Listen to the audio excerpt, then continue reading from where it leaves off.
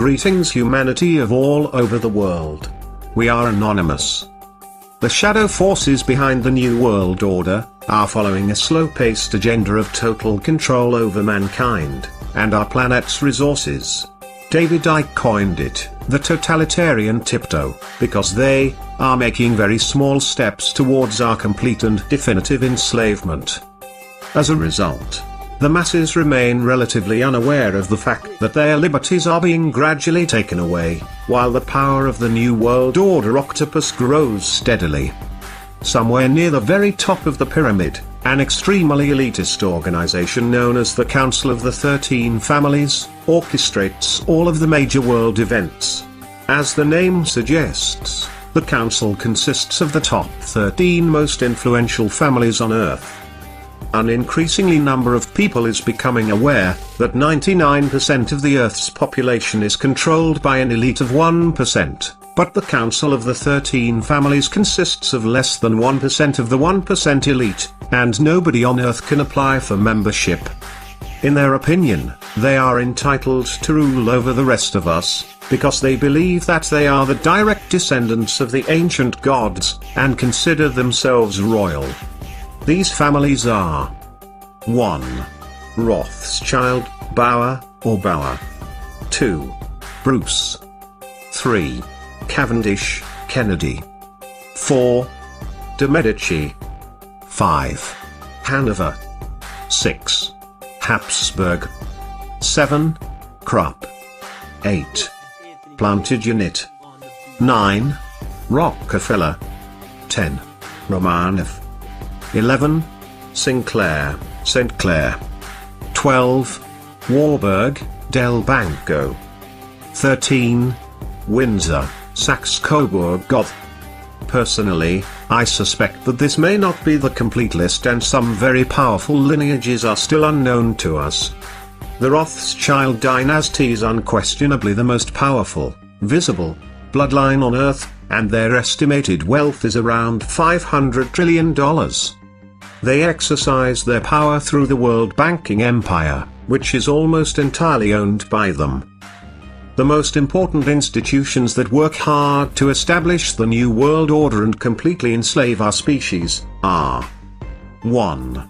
The City of London, finance, controlled by the Rothschilds, not part of the United Kingdom. 2. The United States Federal Reserve, finance, private bank, owned by the Rothschilds, not part of the United States. 3. The Vatican City, indoctrination, deception and scare tactics, not part of Italy. 4. Washington, D.C., military, mind programming, brainwashing and depopulation, not part of the United States. All of the above institutions function as individual states, operating under their own laws, hence, there is no court of law on Earth that could ever prosecute them. The multitude of secret societies in existence today operate as branches of a mega-corporation, which is owned by the Council of the 13 Families. Even though they have been handsomely rewarded for their work, the members of these secret societies are not members of the elite bloodlines, they don't know who their masters are, and they have no idea what the real agenda is. Another mass enslavement tool that they are using against us is the so-called educational system. Schools are no longer what they used to be, and children are learning to memorize without thinking, and obey without questioning. In fact, this established educational system is extremely expensive to keep operational, and obsolete in the age of the internet. Why obsolete? You may ask. Because the internet gives us free access to almost infinite amounts of information. So why are we still paying huge amounts of money for governmental education? Because the world's elite require that our children learn conformity and inside-the-box thinking. Mankind's faith is hanging in the balance right now, as the control of the New World Order octopus spreads. On the one hand, we are very close to our complete enslavement, while on the other hand, we could easily crumble to the ground their pyramid of power, by simply uniting against their deception in a peaceful revolution of minds, hearts and souls. We've asked for years what their greatest weapon of enslavement is. Is it poor education combined with constant indoctrination? Is it the fear generated by religion? Is it the fear of being punished, jailed, or killed by the system? Or is it the invisible enslavement of the monetary system? In our opinion, all of the above combined had a huge impact on our society and the way we think, but their biggest weapon is hands down the financial system. The financial system has stealthily enslaved our species, and now we are being used as currency slaves.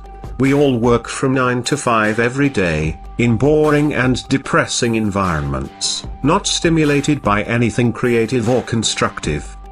In most cases, the sole motivation for going to work is the next paycheck, and no matter how hard we work, we never seem to have enough money.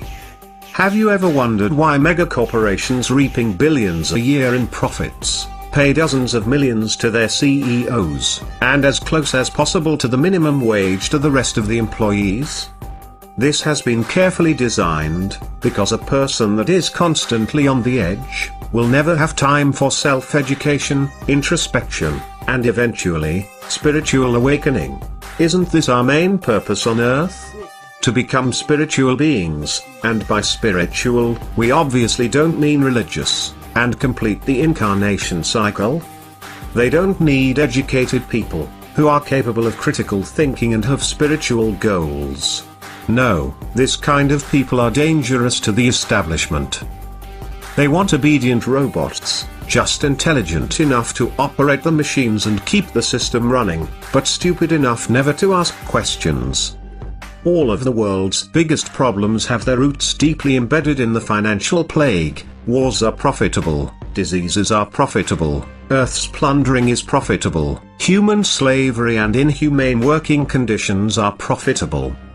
Our leaders have been corrupted by money, and mankind's collective mission on Earth has been hijacked by money. So why do we need the financial system in the first place? Actually, we don't need it, at least, not anymore. The planet doesn't charge us a cent for using its natural resources, and we have the technology to extract them without physically working a day. More to the point, there are brilliant minds out there, discussing the concept of a resource-based economy for decades. One example is Mr. Jack Fresco, a brilliant industrial designer and social engineer, who spent most of his life designing the future. The cities proposed by Mr. Jack Fresco will be built by autonomous construction robots and will be eco-friendly and self-sustainable, earthquake and fireproof. Other people are already discussing the transition plan towards the economy of the future, where money are no longer required, and all individuals will be offered the best conditions to reach their highest potentials, all for the benefit of our species, as a whole. So, our question is, are we ready to embrace the future, and escape the control of the elite in a world without money? Or are we going to allow the New World Order plan to happen? We are all anonymous by default. United as one. Divided by none. To the rich, greedy, filthy slave creators. You will be removed. Expect that.